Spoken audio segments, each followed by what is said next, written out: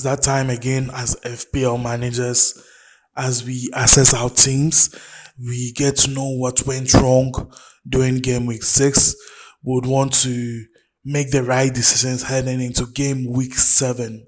So before we do get into it, this video will break down how game week 6 looked as and what were the top stories for game week 6 as FPL managers, and what we could consider looking at heading into game week 7.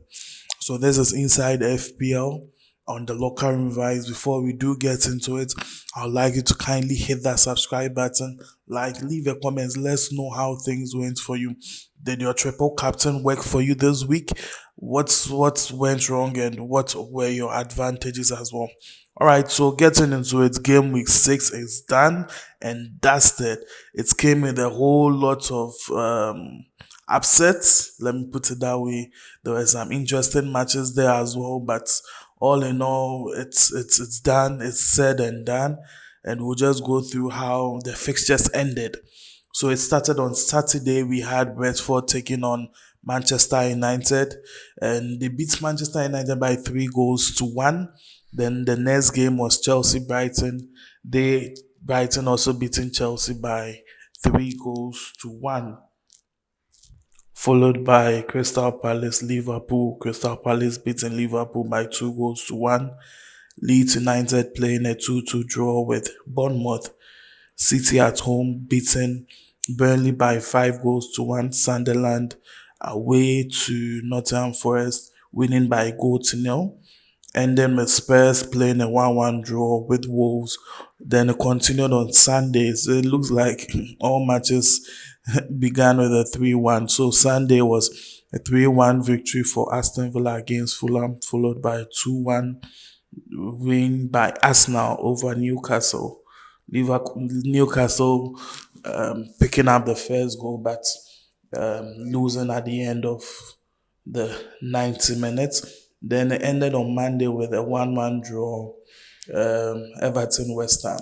So West Ham have gotten a new manager in Nuno Espirito. So he's coming from Nottingham Forest, who just replaced him with Ange Postecoglou. So we would want to see how best he uses this West Ham team in terms of defense and how he's going to get the rather pragmatic or very diplomatic attacking side of West Ham to also deliver the goals.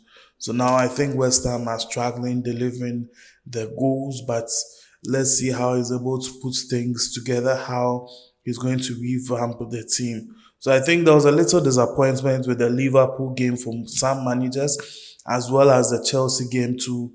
So as I said, Manchester United are a team now I wouldn't really want to focus on because they seem to know what they are doing sometimes when they play the bigger teams. When it comes to the other teams, it's here and there. You can't really tell what's going to happen, and I still think they have their issues. Bruno Fernandes still missing penalties, still struggling here and there. Even though they are putting in the performance, now I think they are opting for a high line with a 3-back, which could be very disastrous against teams that could play long balls.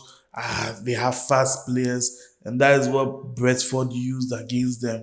So if they face another team in Leeds United that are very good pressing, that are very fast, that like to run, it could also go any other way, but you can't tell. This is the EPL, so we just hope to see how things go for them. So Bournemouth Leeds United, as I said in my previous video, Leeds United are yet to lose at home this season, and that's quite impressive for a championship team which was just promoted. So that's very good to them, playing a 2-2 draw with Bournemouth. Very good one. City relaxed at home, just delivering the goals. So this is where most managers they got their points from. This is this is where they enjoy it because you had Haaland delivering the goods, you have Doku also delivering the goods. I saw most managers triple captain Haaland, which was a very good decision, and it's paid. It's paid. So one thing you can consider doing is whenever you want to use your wild card, you would want to consider a team at home. So most teams at home are very, very disciplined. So they would also deliver for you. So you have a team at home who could or who would deliver the points. Chelsea at home so far have not been solid, so I wouldn't really want to add Chelsea. But I could look at the likes of Spurs. You could look at the likes of Arsenal. You could look at the likes of uh, Liverpool. They deliver the goods mostly at home. You wouldn't come to their home and leave just like that. So you could go for top players from those teams, triple captain them against the lower sides or championship side or the newly promoted sides to just see whether it works out. It's just something I'm putting out there. You could try to see whether it works for you if you're contemplating how to use your triple captain. And you should use it before the end of the first half of the season, else you just lose it. Even though you be given another one, you lose using the chip and getting another one to also use and benefit. So that's how the week looked like. Arsenal still delivering the goods. So Gabriel in the mix there. So if you had him, that would be an advantage as well. So let's get into it. Let's see. Before we do, let's look at how the next game week, that is game week 7, is looking like. We start on Friday with Bournemouth taking on Fulham. It's going to be a very interesting game.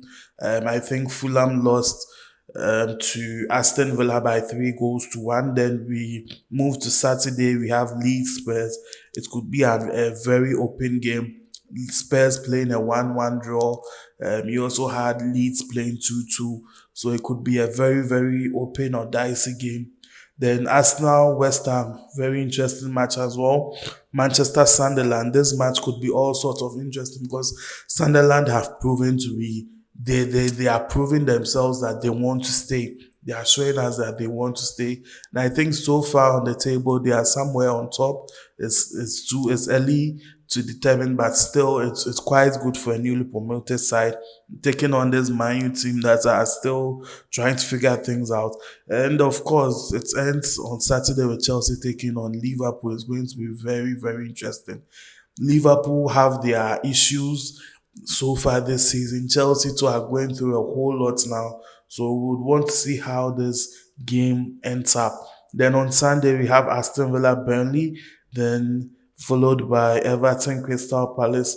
Crystal Palace are on I think a 5 to 7 game win streak. They've not yet lost. They've had some few draws, but they are yet to lose. So that's quite interesting. Is it? I would clarify the record whether it's home wins or just win streak, but they've been very good of late.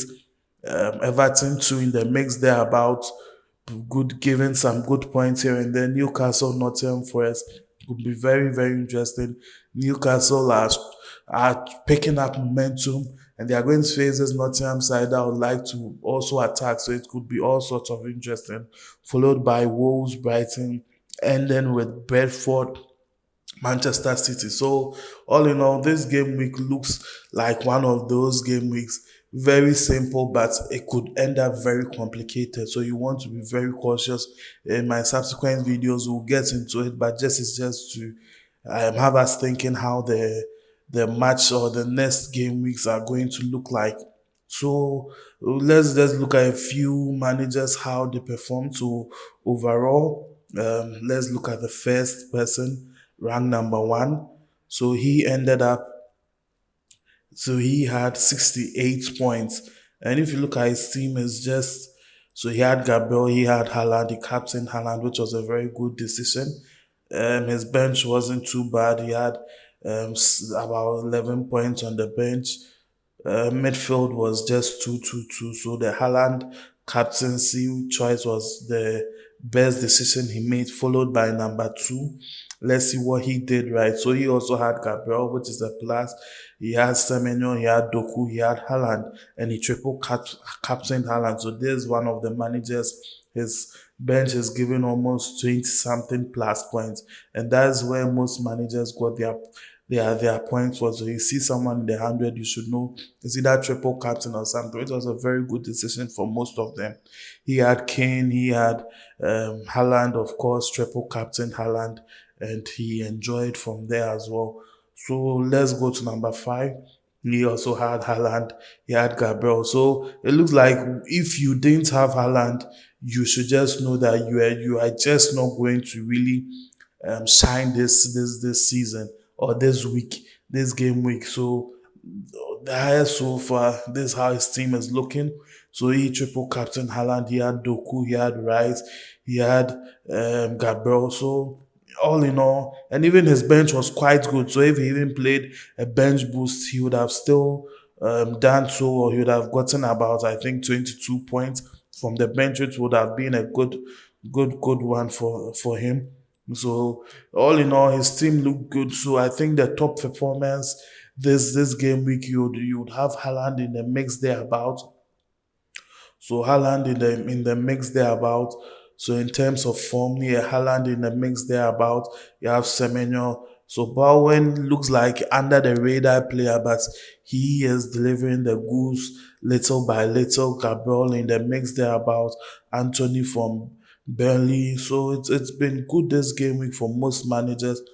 And heading into game week 7 so far, you have Haaland leading the charts. That was game week 6, and I think already we have people taking out a whole lot of players. So Salah is out for most managers. Joao Pedro, Wood, I think Palmer is in the mix there with the injury. So Bruno Fernandes, Joe Carres, Isaac. Most managers have lost faith in those players, and we hope to see how things go. I think Salah you should consider because he's still going to provide the goods. He's going to be on penalty duties, which could be a plus.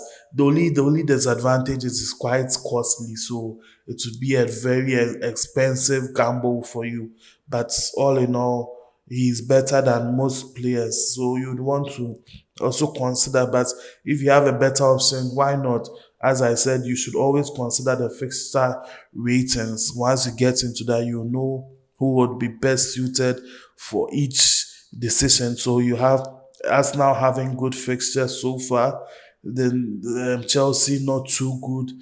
Liverpool, very, very complicated. So I get why some managers are taking Salah out.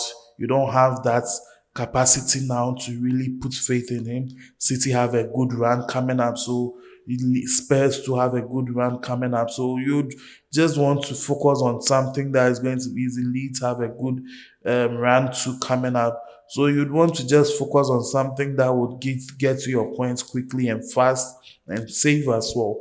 So it makes sense. You could take Salah out if you feel like he's too expensive a gamble for you, and you should be good to go. So this is how game week 6 was looking as FPL managers. It was all sorts of interesting upsets here and there, but we look forward to what game week 7 has.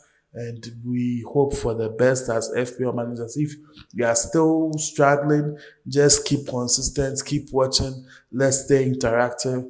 Share your problem with us, and let's also give you a few hints here and there. This was just an overview of how things look like game week 6. Heading to game week 7 would also come give you some few tips here and there. But prior to that, I think we have some teams playing midweek Champions League, Europa, Conference League. So you'd also want to monitor how that goes in terms of injuries, in terms of fatigue. I'm sure most managers want to keep the momentum, so you wouldn't have so many changes, especially with the top players. You wouldn't have so many changes, but you'd want to consider injuries and a few other things. So this is how game week 6 looked like. And I ended up with 47. That was above average. As I said, I'm still focusing on differentials. So Even that, I had Gabriel, so he was the only best performing player. Apart from that, I didn't have Haaland. I had Thiago. That was quite interesting from Brentford, but I guess I lost my faith, or my gamble didn't really pay out. So I took him to the bench and he delivered a goal. So if I had him, I would have gone. But this is FPL. We don't focus on if. That was my choice, and I'm okay with that. So I'm still focusing on my differentials for a while. We'll keep doing this to show you how it goes. I know and I understand, so I'm not really bothered by it. And so far, this is how it's looking. Thank you for staying tuned. Kindly subscribe, like, we are out.